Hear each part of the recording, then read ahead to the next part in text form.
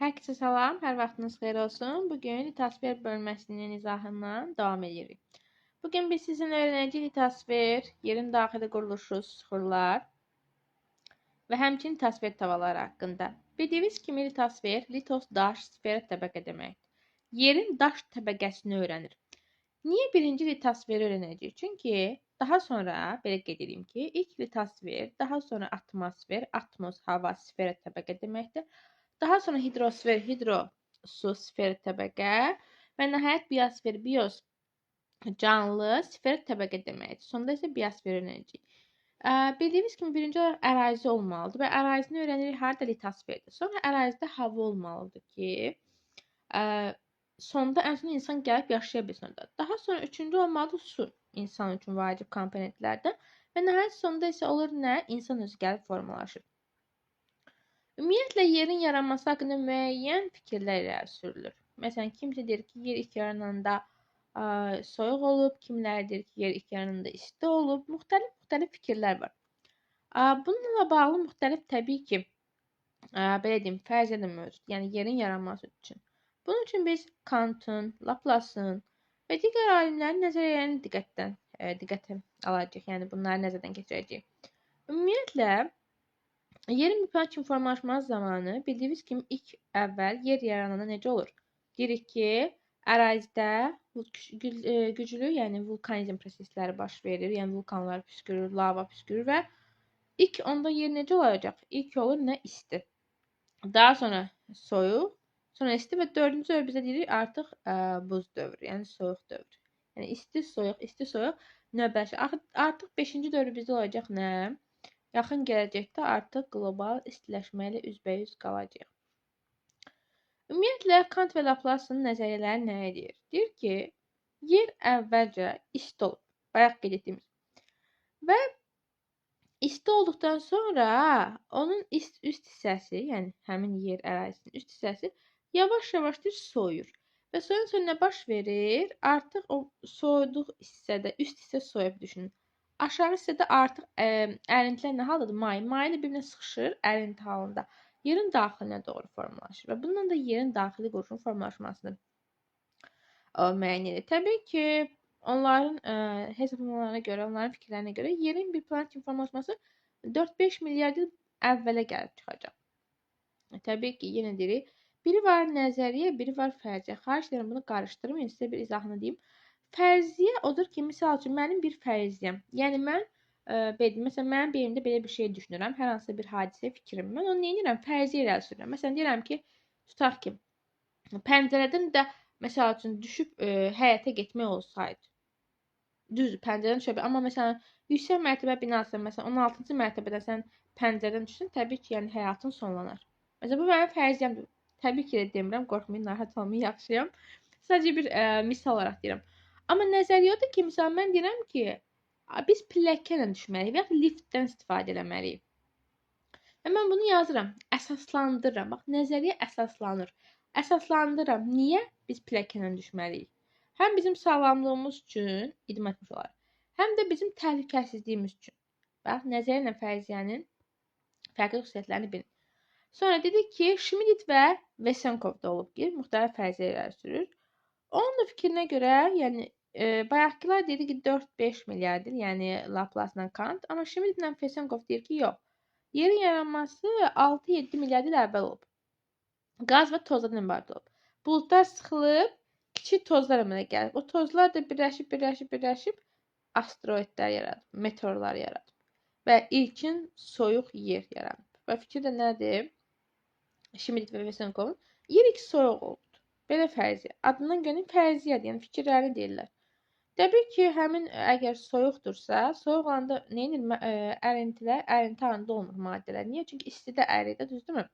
Biz deyirik, məsələn, su 100 dərəcədə qaynayır, 0-da donur. Yəni, soyuq olsa o əriyə bilmir. Gərək temperatur olar ki, isti olar ki, maddələr əriyə. Bundan başqa Big Bang nəzəriyyəsi mövcuddur. Big Bang nəzəriyyəsi nədir? Big Bang odur ki, ona singulyarlıq da deyirlər. Təxminən buna 13,8 milyard il öncə yəni bu nəzəriyyə mövcud olur. Bunun fikirlərinə görə, yəni bu nəzəriyyənin belə deyək, davamçılarına görə, bu nəzəriyyənin fikirlərinə görə deyirlər ki, materiya sonsuzdur. Yəni sonsuz sıxlığa və temperatura aid nöqtədir. Bax, sən düşün bir dənə nöqtədir. Və bu nöqtəyə gedənə kimi temperatur da, sıxlıq da sonsuzdur. Yəni müəyyən bir limiti yoxdur. Yəni limitsizdir belə deyək. Və həmin hissədə singulyarlıq yaranır. Sual yaranır ki, singulyarlıq nədir? Yəni həmin hissəyə toplaşır. Belə deyək, həmin hissəyə orada həm sıxlıqdır, həm temperatur, yəni həmin hissədə pik həddinə çatır. Daha sonra o partlayır. Partlayan zaman nə olur? Müasir dövrdə kainat yaranır. Və kainat da bu partlayışda, kainat yarandı və yaranışı nə edəcək? Başlayır bu partlayışın tərsindən asılı olaraq genişlənəcək. Və genişlənir, müasir dövrünü alır. Bu nəzəriyyələrdən də ən deməli böyükləri, ən ön simalardan biri Stephen Hawking olmuşdur. Deməli belə qara dəri anlayışı. Baxın bu testdə sizə lazım olacaq. Ən çox güvən testlərindən istifadə olunur bu test tapşırıqları. İlk olaraq nə olub? İlk olaraq böyük partlayış baş verir. Bayaq dedik singulyarlıq böyük partlayış. Sonra kosmik relikt qalıq şüalanma yaranır. Yəni 1 milyon il. Sonra qaranlıq dövr yaranır. Baxın sxemdən də görə bilirsiniz. Sonra ilk ulduzlar yaranır 300 milyon il. Sonra ilk yeni də qara dəliklər yaranacaq. Protogalaktikalar, yəni ilkin qalaktikalar qovuşur. Baxın gördüyünüz kimi şəkildə bu 1 milyard il əvvəldə baş verib. Sonra isə müasir qalaktikalar da 12 və 14 milyard ilə qədər aranı həll. Yəni 12 ilə 14-ün arası dövr əhatə edir. Daha sonra isə deməli kainat sonsuza qədər işıq ili yaranır 13,7 milyard. Sonra zaman oxu və ən sonunda isə biz buradayıq. Biz zaman oxunun üzərində yerləşirik. Yadda saxlayın. Və ən sonunda da şəkil yuxarıda solda gördüyünüz kimi böyük dəlik. Bax, böyük dəlik yaranması. Testdə var idi. Bax, bu ardıcıl şəkildə bunu baxsaz, belə deyim, siz daha yaxşı həll edə bilərsiniz. Daha sonra bax, kainatın genişlənməsi. Dedik ki, qaranlıq dövrüdür, relikt şüalanmadır, qaranlıq enerjinin yüksəlməsi və s. Bunlar hamısı nə adlanacaq və Big Bang. Big Bang radiasiyası. Yəni Big böyükdür, bank daha da böyük. Big böyük, bank daha da böyük. Bu sözlərin hərfi tərcümədə mənasında da genişlənmiş versiyada var. Baxın, bu da qara dəlikdir. Gördüyünüz kimi. Qara dəliyin nəzəriyyəsini isə ilk dəfə John Whale işləyib 1967-ci ildə. O, belə güman edir ki, nəhəng ulduzlar, yəni böyük ölçəyə malik ulduzlar sıxılır. Bu zaman gravitasiya nədir? Cazibədir. Gravitasiya qüvvəsi yaradır. Və gravitasiya qüvvəsinin yaranması o qədər böyük olur ki, güclü olur, belə sürətli güclü olur ki, işıq belə ondan uzaqlaşa bilmir. Və böyük gravitasiya malik olan bu sahədə isə nə yaranır? Qara dəlik yaranır. Bu fərziyyənin əsasında nədir? Qara dəliklər böyük gravitasiya, yəni orada olan gravitasiya qüvvəsinin nəticəsində ulduz və səma cisimlərini udur və qara dəlik. Sanki belə bir nöqtədir və hər şey özünə çəkir, belə deyək. Çəkməsi səbəb nədir? Gravitasiya qüvvəsinin olmasıdır. Sonra gələcək yerin inkişafına. Yer ilk yarananda bir planetar inkişaf var, bir də geoloji inkişaf var. Planetar inkişaf nədir? Yəni yer ilk yarananda baş verən hadisələrdir. Slayd hamısını qeyd etməsəm də mən sizə deyəcəm, mənim səsimdən də qeydlər aparın. Yerin planetar inkişafına kütləvi lava püskürmələri aiddir. İç quru parçası Pangeya, ilk su Pantalas okeanı, vahid okean belə deyək, vahid quru Pangeya, vahid su Pantalas bunlara aiddir. Yəni kütləvi lava püskürdü, vulkanizm prosesləri aktivləşdi. Yəni yer ilk yarananda olan proseslər. Məsələn, maddələr deyirik ki, ağır maddələr belə deyək, ərinti halında nüvəyə doğru, məsəl üçün dəmirdir, nikeldir, bir-birinə sıxlaşaraq yerin mərkəzinə doğru. Digər maddələr isə qeyd edirik ki, məsələn, silisiumdur, maqnezium, yəni yüngüllər isə mantiyasiyada qalmışdır. Yerin planetar inkişaf mərhələsi okeanın ilk vahidin, yəni yaranmasını da əhatə edərdi, qeyd etdiyimiz kimi. 6,7 sonra milyard il əvvəl başlanmış, 2,5 milyard bundan əvvələ qədər davam etmişdir. Testdə qarşı çıxacaq. Yəni yerin planetar inkişafı deyəndə ilk yaranan, məsələn, ilk quru, ilk su, kütləvi vulkanizm prosesləri, deməli ağır maddələrin ərinti halında nüvəyə enməsi, yüngüllərin isə mantiyada qalması bu kimi proseslər nəzərdə tutulacaqdır. Sonra gəlir yerin geoloji inkişaf mərhələsi. Yerin geoloji inkişaf mərhələsi ilk vahid okeanın, vahid qurunun yarandığından bugünkü dövrə qədər olan dövrə əhatə edəcək. Burada ilkin okean yaranmasına, yəni müasir dövrə kimi. Bu da olur 4,5 milyard il əvvəl. Burada nə baş verir? Deməli, Pangeya vahid quru iki hissəyə parçalanır. Deməli, Lavrasiya və Gondvanaya. Lavrasiya şimal materiklərə aiddir, Şimali Amerika və Avrasiya. Gondvana bəzi kitablarda yazır Hondvana. Əslində h-dı rus dilində g-dır. Kitablara tərcümə olunduğu Hondvanadır. Yəni elə bil ki, ruslarda bildiyiniz kimi h yoxdur. Məsələn, ruslar horizontala qorizontal deyir. Bəli, gülmə səsini yəni elə deyirlər. Onlarda hərf olması kimi q kimi tələffüz edirlər. İndi yenə siz iki dildə yada salın, çünki bizdəki bəzi materiallar rusla tərcümə olunana görə hər ikisindən rastlaşa bilərsiniz. Deməli belə deyirik ki, Gondvanaya hansı materiklər testdə var? Cənubi Amerika, Afrika, Avstraliya və Antarktida. Burada nələr baş verir? Burada vahid okean parçalandı iki hissəyə, Lavrasiya, Gondvanaya, iç okean, iç quru. Sonra iç okean dedik ki, Pantalas parçalanır 4 okeana. 4 okeanımız var. Yuxarısı da şimal buzlu. Deməli, ümumi dünya xəritəsinə baxsaq, qərb tərəfdə Atlantik okean, şərq tərəfdə Sakit okean. Avrasiyanın cənubu ilə Antarktida arasında Hind okeanı yerləşir. Burada da yerin bir planet kimi formalaşması dediyimiz kimi başlanmışdır. Daha sonra biz qeyd edəcəyik nəyi? Yer təbəqələrinin ardıcıl, belə deyək, yəni əmələ gəlməsi prosesindən danışacağıq. Deməli, bir saniyə mən slayd yenidən düzəldim. Yəni, yer iki yaranandır. Ümumiyyətlə, nə yadda saxlamağınızı məsləhət görürəm. Ardıcıl təbəqələrin, yəni, deməli, üst hissə yer qabığı olacaq, sonra gəlir mantia, sonra isə gəlir nüvə. Necə yadda saxlayın? Məsələn, kim şaftalını sevirsə elə yadına saxlaya bilər. Bu mənim tələbələrim birin bunu, yəni, daha yaxşı yadda qalsın deyə lori misalımdır.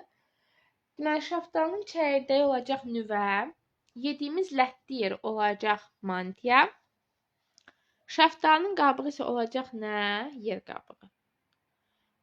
Deməli, ilk öncə gəlin yer qabığından danışaq. Yer qabığı iki hissədən ibarətdir. Materik tipli yer qabığı var, okean tipli yer qabığı var. Bu sizə diqqətli olmaq istəyirəm, çünki qəbulda qarşıda buradan sual mütləq ki olacaq, yəni qarşıda çıxacaq. Deməli, qeyd edirik ki, materik tipli yer qabığı ən alt hissədə olacaq nə? Bazalt, orta hissədə olacaq, deməli, materikdə qranit, üstü olacaq çökmə. Bazalt, qranit, çökmə. Və ona görə də materik tipli yer qabığının qalınlığı çox olacaq. 50-90, 60-90 km aralığında. Hindukuş dağlarında, Pamir dağlarında, Himalay dağlarında ən hündür, belə deyək, maksimal hündürlüyünü qeyd alacaq. Okean tipli yer qabığında isə alt hissə olacaq, deməli, bazalt. Orta hissədə qranit olmayacaq, üst hissə olacaq bazalt. Yəni, iki təbəqə olacaq. Elə bir altda bazalt, sonra isə çökmə. Məsələn, ona görə də okean tipli yer qabığı daha nazikdir, belə deyək, materikə nisbətən. Onda 5-9 km əhatə edəcək. Və okean tipli yer qabığının maksimal və minimal qalınlıqları var. Testlərimizdə var, diqqətli olun. Maksimal qalınlığı müşahidə olunur Orta Okean dağ silsiləsində. Yəni, sualtı dağlıdır, belə deyək, Atlantik okeanı ərazisinə düşür. Minimal qalınlıq olacaq okean növlərində. Yəni ki, bunu belə deyək, müəyyən edə bilərsiniz. Burada bir qeyd də var. Ərəbistan və Hindistan da Gondvanaya'dır. Bax, testlərdə var ki, deyir, o hansı iki yad parçadır, sonradan gəlib Avrasiyaya biçib. Söhbət Ərəbistan və Hindistan tavasından gedir. Daha sonra buradan qeyd edəcəyik biz nə? Yerin geoloji inkişafını, yəni suxurların yaşını görə orada nə baş verir, təyin etmək üçün iki yol var.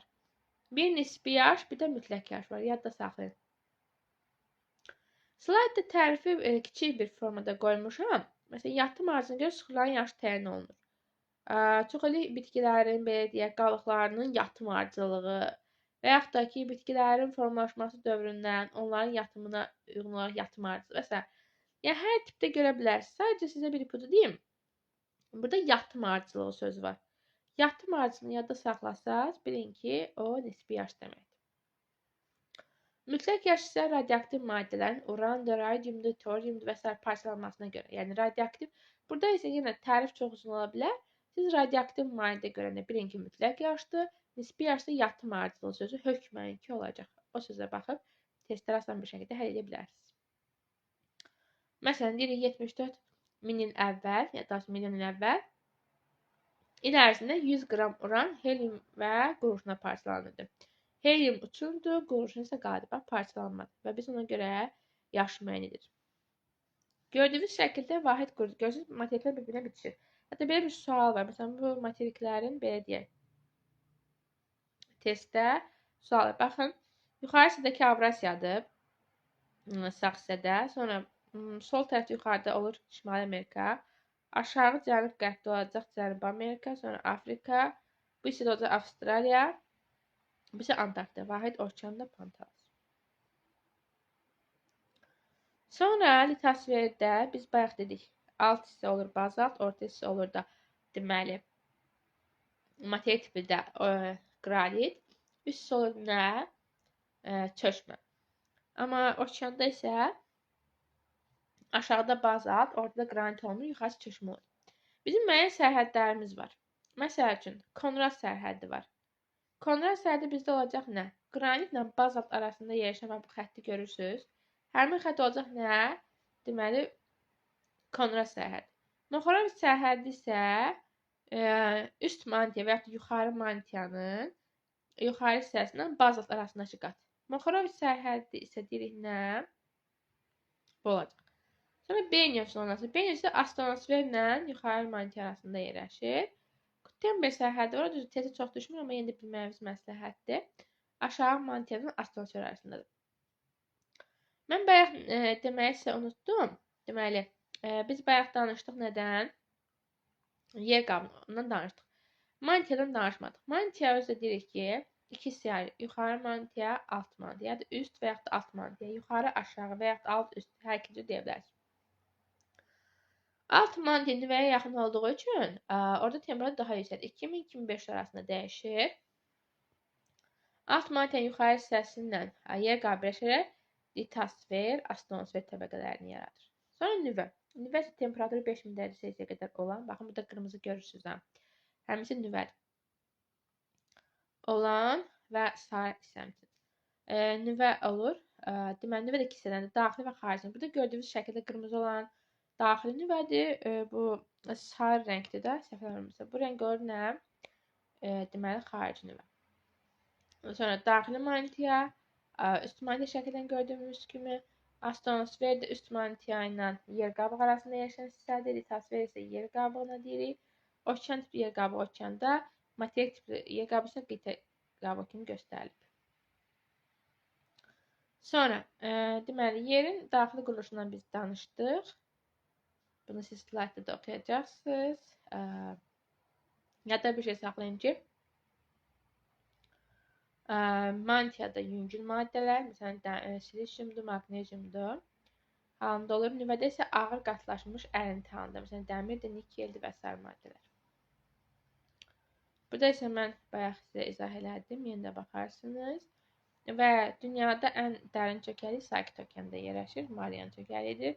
Dərinliyi 11022 metrdir. Qeyd etsəz, lazım olar birdən. Sonra dediyimiz kimi litosfer adlanır, yer qabığıyla üst mantiya birdə litosfer adlanır. Burada isə yenə biz yer qabığından danışdıq və belə bir sual var. Deyir ki, adaların materik mənşəli olmasını sübut edən nədir? Bax, belə bir sual var testlərimizdə. Səbəb qranit qatının olması. Yəni, qranit varsa bilir ki, bu materik tipli yer qabığıdır. Burada sərhədlərdir. Tektonosferi bayaq qeyd etmədim. Tektonosfer isə litosfer və astronosferin birlikdə tektonosfer adlanır. Tektonik hərəkətlər, məsələn, burada vulkan püskürməsidir, zəlzələdir. Yəni, endogen qüvvələr nəticəsində baş verən proseslər isə astronosfer, yəni tektonosfer daha doğrusu qatında baş verir. Sonra süxurların belə deyək, yayılması üçün, formalaşmasını müəyyən etmək üçün, daha doğrusu qədimdən bu yana, məsələn, biz bilmək istəyirik ki, hansı süxurlar yayılıb, hansı bitki qalıqları var, hansı proseslər. Bunu bilmək üçün biz həmin dövrləri, yəni qədimdən bu yana eonlara, eralara və dövrlərə ayırırıq. Deməli, Mən də onu burada sizin üçün çəkəcəm. Deməli, deyirik ki, ayrılır nəyə? Bir saniyə. Ekranı təmizləyim. Aha.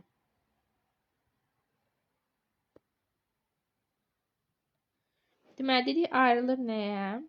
Eon, era, dövr və dağ əmələ gəlməsi də bu cədvəli yazıb əzbərləsəz çox əla olar. 2 eonumuz var. Kriptozoy və fanerozoy. Kriptozoy sözünün mənası gizli deməkdir. Kripto gizli, ozoy isə era deməkdir, eon deməkdir. Yəni bu nə demək? Yəni həmin eonda baş verən qırışıqlıq olsun, baş verən hadisələr olsun və yaxud da ki, deyirik ki, həmin bitki və qalıqlar olsun, sıxır qalıqlar bizə gəlib çatmır. Ona görə bizim gizli adlanır. Fanerozoy isə adından göndərir kimi, yəni bizdə adlanır nə? Açıq aşkar həyat. Kriptozoy özünü 2 eraya bölünəcək. Arxey və proterozoy. Paneozoy da özü 3 yerə bölünəcək. Deməli, paleozoy, mezozoy və kaynozoy. Arxey ilə proterozoyun heç birinin dövrü yoxdur, onu X deyirik. Paleozoyun 6 dövrü var. Deyirəm, gedin, ardıcı şəkildə. Mən hal-hazırda cədvəli qədimdən cavana doğru düzürəm. Deməli, Kembri, Ordovik, Silur, Devon, sonra Perim, daş kömür. Daş kömürün ikinci adı karbondur. Yadda saxlayın. Bu, 6 dənə dövr qədimdən cavana doğru paleozoyundur. Sonra bizdə gələcək mezozoy. Yer olmadığı üçün bunu silirəm. Siz yəqin ki, dediyimdən yazırsınız. Əgər yazamırsınız, videonu dayandıra yazın.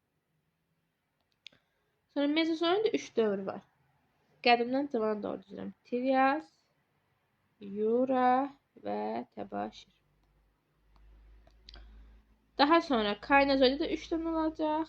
Deməli, Paleogen, Neogen, Antropogen.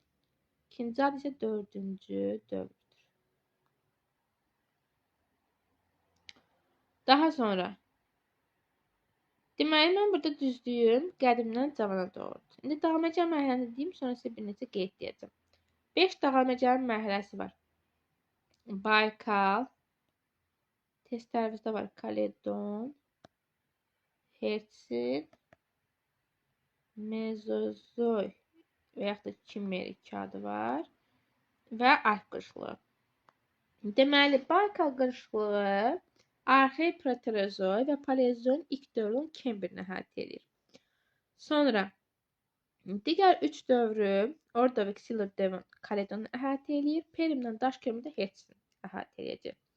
Mezozoy dövründə Mezozoy Kimer qırışıqlığı, Kaynozoy da əhatə edir nə? Alp qırışıqlığı. Sizdə davam edəcəm mərhələsini qədimdən cavana doğru düz desə, belə düzəyirsiniz. Baykaldır, Kaledondur, Hertsindir, Mezozoy Kimmerdir və Alp qırışıqlığı. Yox, cavandan qədim isə Alpdir, Mezozoy Kimmerdir, Hertsindir, Kaledondur, Baykaldır. Sonra dövrlərdə bayaq mən desək ki, Kaynozoy dövrlərini qədimdən cavana doğru düz. Demək olacaq nə? Paleogen, Neogen, Antropogen. Və yaxud da 4-cü dövr, 2 adı var. Yox, desək ki, cavandan qədimə o zaman Antropogen və 4-cü dövr, sonra olacaq Neogen, sonra olacaq nə? Paleogen. Mezozoy qədimdən cavana doğru düz desə, olacaq nə? Trias, Jura, Təbaşir. Və yaxud da ki, cavandan qədimə desə, deməli, Təbaşir, Jura, Trias olacaq. Paleozoy qədimdən cavana doğru düz desə, Kembri, Ordovik, Silur, Devon, Karbon, Perim. Cavandan qədimə doğru desə, Perimdir, Karbon və daş kömür. Sonra Devondur, Silurdur. Daha sonra qeyd edirik, deməli, Ordovikdir və Kembirdir. Yəqin ki, bu hissə hər birimizin yadında qalacaq. Məsəl üçün, belə deyək, təbiətdə sərbəst oksigen daha az olub arxein ilə proterozoidda. Daha çox olub mezozoid ilə kaynozoid. Testlərimizdə var. Sonra insanın meydana gəlməsi, 4-cü dövr buzlaşmalar hamısı antropogen, yəni 4-cü dövrdə baş verib. Şimali Amerika və Avrasiyanın şimal hissələrinin donması hamısı baş verib nə vaxt? Deməli, qeyd edirik ki, 4-cü dövr kaynozoidda. Arxein proterozoid dediyimiz kimi qədim qırışıqlar baş verib, güclü vulkanizm prosesləri baş verib, ibtidai təhlükələr yaranıb. Paleozoidda dedik ki, Lavrasiya, bayaq demişdik ki, Pangea 2 hissəyə ayrılacaq, Lavrasiya və Gondvanaya. Hersin Kaledon qırışıqlığı baş verib, vahid okean. Transqressiya var və regressiya var. Çəkilmə və dalğanın gəlməsi və çəkilməsi, belə deyək. Transqressiya gəlmə, regressiya çəkilmə baş verir. Suda quruda yaşayanlar, okeanda ilk balıqlar, quruda bitkilər, onuraslar və s. yaranması. Sonra bizdə gələcək nə? Mezozoid. Mezozoid isə Lavrasiya və Gondvanın müasir materiklərə parçaları hansılardır? Şimali Amerika, Cənubi Amerika, Avrasiya, Afrika, Avstraliya və Antarktida. Qeyd edirəm bir daha. Lavrasiyaya aiddir Şimali Amerika ilə Avrasiya, Gondvanaya və ya da Gondvana, hər ikisini görə bilərsiniz testlərdə. Aiddir Cənubi Amerika, Afrika, Avstraliya və Antarktida. Paleozoid dağlarında yaranan dağlar. Bax, Paleozoid erasında yaranan dağlar. Qeyd edin. Apalaç dağlarıdır, Şimali Amerikanın şərq hissəsi, Skandinaviyada Avropanın şimal-qərb hissəsi, Uralda Avropanın şərqi, Asiyanın qərbi, Avropa Asiyanın dağlar. Sayandır, Altaydır, Tianşandır. Asiyada yerləşirlər. Kapdır, əjdahadır, yerləşir harda? Deməli, Afrikanın cənubunda, əjdaha sonra kap. Kap elə bil ki, düşür Avrasiyanın cənubuna, cənub-qərbinə, əjdaha da cənub-şərq hissəsinə. Sonra Avstraliyada yerləşən böyük su ayrıdır şərq hissəsində. Sonra gəldi bizdə, deməli, Kaynozoiddə yerləşən dağlar. Kaynozoiddə isə qeyd edirik ki, Kordilyer dağlarının sahil silsiləsi, Ant dağları Cənubi Amerikada, Pirineydir, Piriney yarımadasının Apenində Alpdir, Apenindir. Dinardır, Balkandır, şimalda Pont, cənubda Tavırda testlərimizdə var deyir. Kiçik Asiya yarımadasında yerləşən Anadoluda və Kiçik Asiya yerləşən Anadolu yaylası Kiçik Asiya yarımadası. Deyir dağların şimaldan cənuba müvafiq düz. Şimalda Pontdur, cənubda Tavırdır. Bunu unutmayın. Sonra Qafqazdır, Elbrusdur, Zagrosdur, Afrikanın şimal-qərbində Atlazdır, Kopet dağıdır, Qaraqorumdur, Himalaydır, Hindquşdur, Pamirdir. Bunlar yerləşir. Sizə bir istisna deyim. Testlərimizə qarşı çıxacaq. Kordilyer dağları Şimali Amerikanın qərb hissəsində yerləşən və qurunun ən uzun dağ sistemi ilə Ant Kordilyerdir. Ant dağı Kordilyerdən hündürdür. Bunu yadda saxlayın. 6720. Deməli, yadda saxlayırsınız nə? Kordilyer dağı özü iki hissədən ibarət. Sahil və qayalı silsiləsi. Sahil silsiləsi yerləşir şərq hissədə, daha doğrusu istəyirəm, qərb hissədə, okeana yaxın, sakit okeana. Qayalı yerləşir materikin şərq hissəsində. Yadda saxlayın. Bax, qayalı silsiləsi yaranıb mezozoidda. Bunu sizə kimi yazın. Sahil silsiləsi yaranır kaynozoidda. Yəni Kordilyer dağı yerinə görə həm qərb, həm də həm qədim, həm də cavan dağ olaraq götürülə bilər. Bununla yerin yaranması, yerin daxili quruluşunu, suxuların nisbi müddət yaşını bitirdi. İndi isə gəlir suxurlara. Bildiyiniz kimi yer kürəsində suxurlar qeyd edirik ki, qeyri-müxtəlif yayılır. Suxurların yaranmasına səbəb ərazinin geoloji quruluşundan asılıdır. Minerallar birləşir, suxurları yaradır. Suxurlar bildiyiniz kimi dağlarda ayrı, düzənlərdə ayrı suxurlardır. Əsas 3 növ suxurlarımız olacaq. Deməli, maqmatikdir, sonra çökməlidir və metamorfik suxurlardır. Birinci olaraq elə çökməni açmışam slaydım, çökmədən başlayaq. Çökmə suxurları əsasən düzən ərazilərdə akkumulyativ toplanma deməkdir, ovalıqlarda, düzənlərdə mövcuddur. Deməli, çökmə suxurlar dünyada ümumi 9,4% təşkil edir, bəli, azdır. Bir istisna deyəcəm. Bildiyiniz kimi, indi biz deyirik ki, çökmə suxurlar, yəni əsasən düzən hissələrdədir. Dağlıq isə maqmatik suxur olacaq. Ölkəmizdə bir istisna var. Bunu deyim, çünki testlərdə yenə qarşı çıxacaq Azərbaycan testlərində. Böyük Qafqaz dağ olmasına baxmayaraq, orada çölməli aşağı sular üstün təşkil edir. Bunun nəticəsində Böyük Qafqazda sürüşmə hadisələri çox olur. Məsələn, əhəngdir, gildir. Bunlar hamısı çökmədir. Yəqin ki, yadda qalar. Sonra gəlirik nəyə? Sular cəmiyyətlə iki yerə bölünür. Üzvü və qeyri-üzvü. Üzvü yanarlar aiddir. Neftdir, qazdır, torfdur, fosfordur, kömür və aşağıda gördüyünüz sxemdə olanlar. Qeyri-üzvü iki yerə bölünəcək. Yəni üzvü ürəkdə yanar məşəl. Qeyri-üzvü isə iki yerə ayrılır. Kimyəvi və qırıntı. Kimyəvi aiddir müxtəlif duzlar. Kaliumdur, xörəkdir, gipsdir, dolomitdir, mercərdir. Qırıntı isə elə adına görə qırıntı sulara aiddir. Məsələn, qumdaşıdır, qumdur, çınqıldır, gildir, lildir, çaydaşı və s. Sonra gəlir yer kürəsində ən çox yayılan sular maqmatik sulardır. 64% yayılıb. İki yerə bölünür. Effüziv və intruziv sular. Yadda saxlayın nəyi? Maqmatik sular maqmanın, yəni yerin daxili enerji nəticəsində yaranan maddənin maqmanın səthə çıxması nəticəsində baş verir. Bu zaman maqma iki yollu olur. Ya səthə çıxmır, səthə çıxmır, yerin daxilində qalır. Ya da səthə çıxır. Səthə çıxanda ona deyəcək effüziv sular çıxırsa. Yox, daxildə qalsa olur intruziv. Səthə çıxanlar, ora eksogen prosesdən deyəcəm, xarici qüvvələrin təsirinə görə məsaməli olacaqlar, yumşaq olurlar, su keçən olurlar, yüngül olurlar. Amma yerin daxilində qalan məsaməsiz sular olur, yəni ora proseslər daxil olmur. Məsaməsizdir, ağırdır, bərkdir, su keçirməyəndir. İntruzivə aiddir, qranitdir, qabrodur, müxtəlif filizlərə aiddir. Effüzivə bazaltdır. Tuftur, pemzadır, vulkan külüdür, vulkan şüşəsidir və s. Maqmatik əsən dağlarda olur. Maqmatik sular filizlərdir. Çökmə sular isə qeyri-filizlər adlanır. Yadda saxlayın bunda.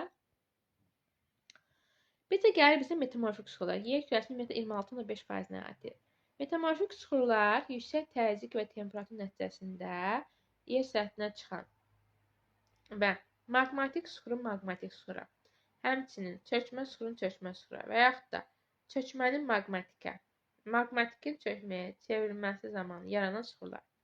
Bu qədər uzun tərif deyərsəm, necə yadda saxlayaq? Qısa konkret yadda saxlayın ki, temperatur və təzyiq təbii ki, yüksək olmaq şərtdir. Yüksək olmaq şərtdə yüksək temperatur və təzyiq nəticəsində suxurların birinin digərinə çevrilməsinə deyirik nə? Metamorfik suxurlar. Ən məşhur slayda keçəmişəm, bunları yadda saxlayın. Qranit çevriləcək qneysə, əhəng daş çevriləcək mərmərə, qum daş çevriləcək kvarsitə, kristalik şist çevrilir filitə, qrafit çevrilir almaza, gil çevrilir girişdə. Yəqin ki, suxurlar bölməsində sizə problem yoxdur. Bir də testlərimizdə belə bir şey var. Dim testlərində də var, güvəndə də. Geotermik pillə var. Bu da demək? Yerin daxilinə doğru hər 33 metrdə 1 dərəcə, hər 100 metrdə isə 3 dərəcə dərinliyə doğru temperaturun artmasıdır. Yadda saxlayın. Əgər ərazi Gərsin kanalsa, izah edəm Gərsin kanal nədir? Gərsin kanalsa burada geotermik pillə kiçik, platforması isə geotermik pillə böyük olur.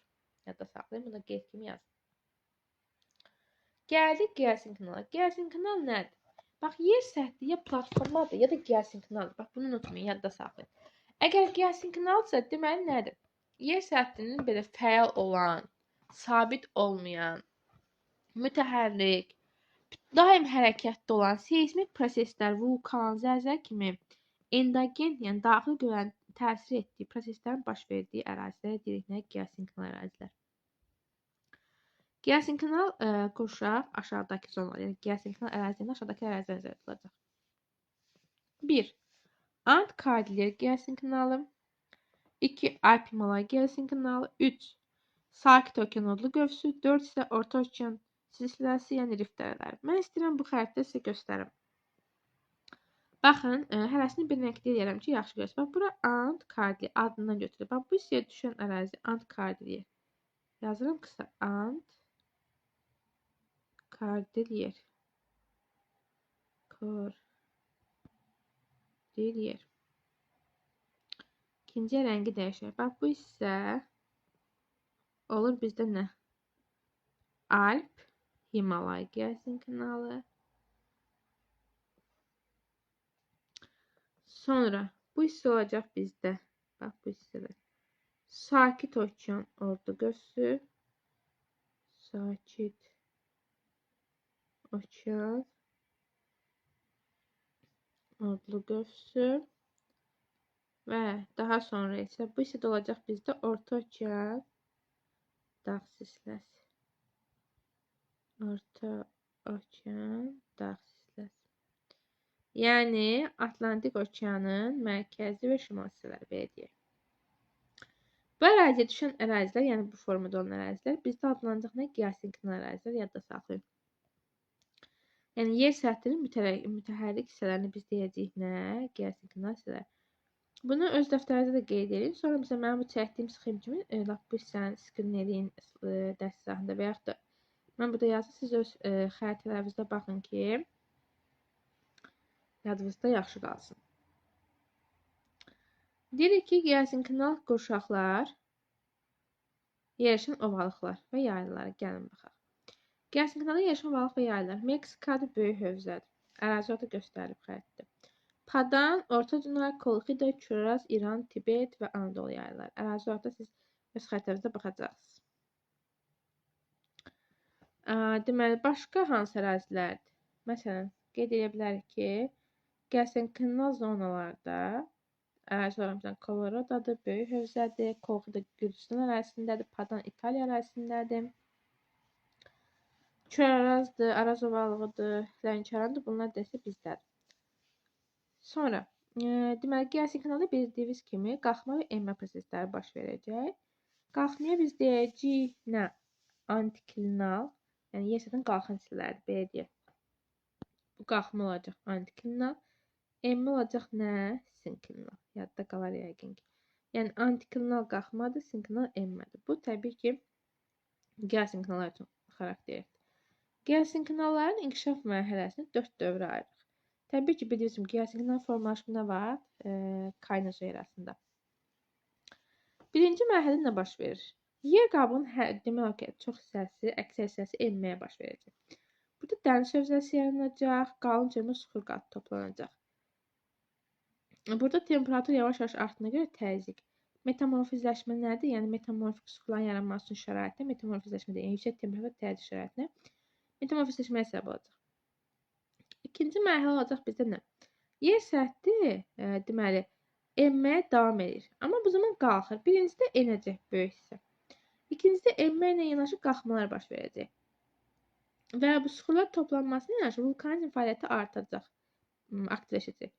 Bu zamanda çoxlu suxur qatları parçalanacaq və enmə və qalxmalar. Nə idi geosinklinalda enmə? Bəli, enmə sinklinal, qalxma isə antiklinal yaranacaq. Üçüncü mərhələ isə yer qabığının enməsi tamamilə qalxma ilə əvəzolunacaq. Bunu deyək dağılmacan mərhələsi. Burada nə yaranacaq? Enmə nədir? Sinklinal, qalxma antiklinal. Bunlar birləşəcəklər, iri dağ sistemləri əmələ gətirəcək. Olacaq nə? Deməli, yer səthinin geosinklinal ərazi. Məsələn, müasir dövrdə görürüz bütün dağ sistemləri, yayla və s. Yəni geosinklinal düşən ərazilər hamısı yaranacaq harda? Üçüncü mərhələdə. Dördüncü mərhələ nə baş verəcək? Dördüncü mərhələdə isə biz qeyd edirik ki, bütün daxili proseslər zəifləyəcək, xarici proseslər, yəni eksogen prosesini biz növbətdə izah edəcəyik onu, həmin proseslər aktivləşəcək və bayaq yaranmışdı iri dağ sistemləri. Onlar çevriləcək nəyə? Düzən hissəyə, platformaya çevriləcək. Platforma isə yer səthinin fəal olmayan, mütəhərrik olmayan, sabit, belə deyək, geosinklinal, belə deyim, balaca uşaqdır, aktivdir də. Platforma isə yaşlı insanlar, çox belə aktiv deyil, fəal deyil. Belə desək, yəni zəlzələ vulkanizm hadisələrinin sonu, belə deyək, qədim dağların yaranması olur nə? Geosinklinal ərazidə. Üzr istəyirəm, platformada. Bax, qədim dağsa platformadır, cavansa geosinklinaldır. Platformalarda dedik ki, yer səthinin, belə deyək, hamar, mütəhərrik olmayan, fəal olmayan, yer səthinin belə deyək, sabit hissələrini deyirik. Platforma özü iki yerə bölünəcək. Qədim platformalarda cavan var.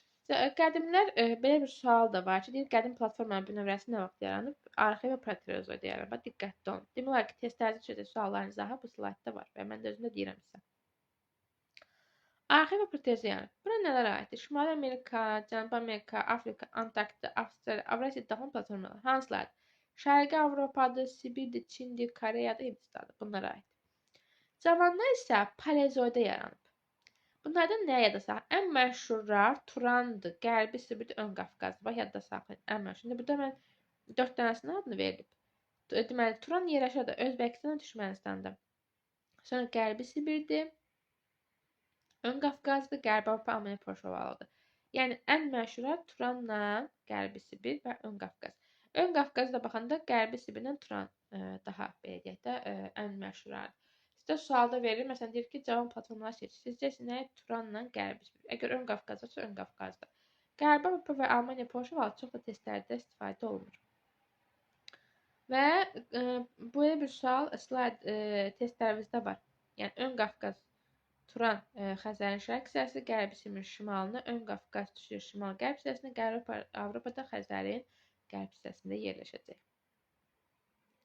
Platformanın nə əlamətləri var? Platformalarda bünövrəsi kristallik suxadan təşkil. Bu nə deməkdir? Bax, ərazi əvvəl o platformalar geosinkron olub. Yəni onun aşağı hissəsi belə deyək, alt mərtəbəsi filizlərdən təşkil olunur, düzdürmü? Çünki əvvəllər o nə olub? Yəni geosinkron olub, sonra artıq passivləşib.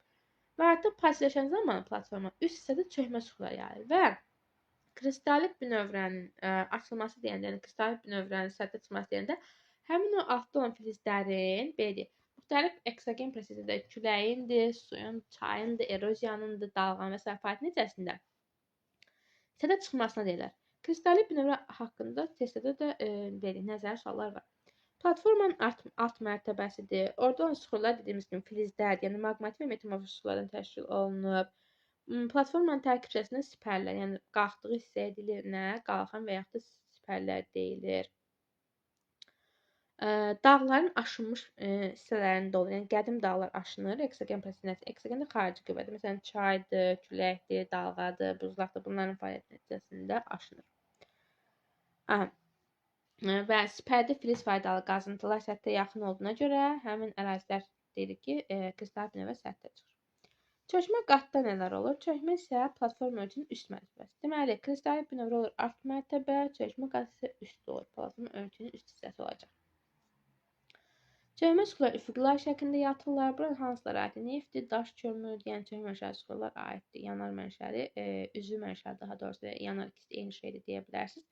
Mənşəli suxurlar zəngindir. Platformanın belə deyək, çökmə qatında yüksələn səviyyəci antikliz, çökən səviyyəci sinekliz. Bundan başqa da həmçinin platformanın qalxan və enən hissələri var. Şarqılı qırılmaya deyirik nə?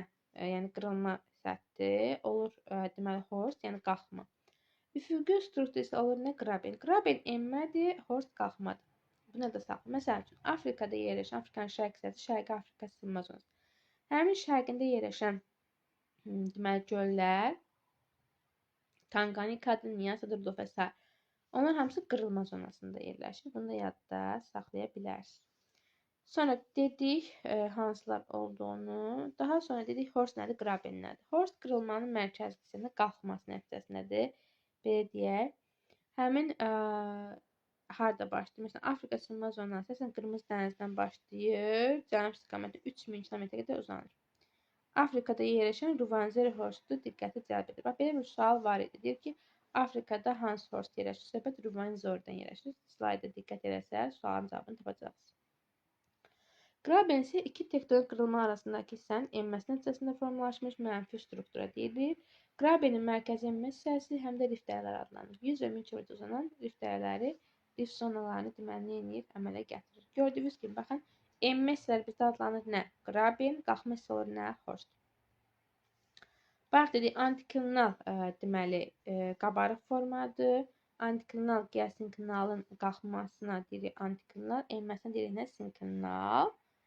Və bu da şəkli, baxın, belə bir sxem testlərimizdə var. Deyir ki, bu struktur nədir? Deməli, bu nədir? Antiklinal və sinklinaldır. Qalxan hissəsi olacaq nə? Antiklinal, enə hissəsi olacaq nə? Sinklinal.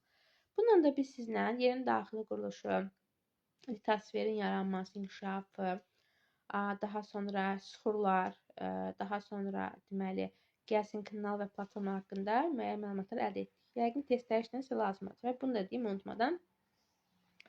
Yer səthinin normal bir platforma nəticəsində, eksogen prosesi nəticəsində aşınmalar baş verir. Təbiətdə üç cür aşınma var. Fiziki, kimyəvi və üzvü aşınma. Yadda saxlayın.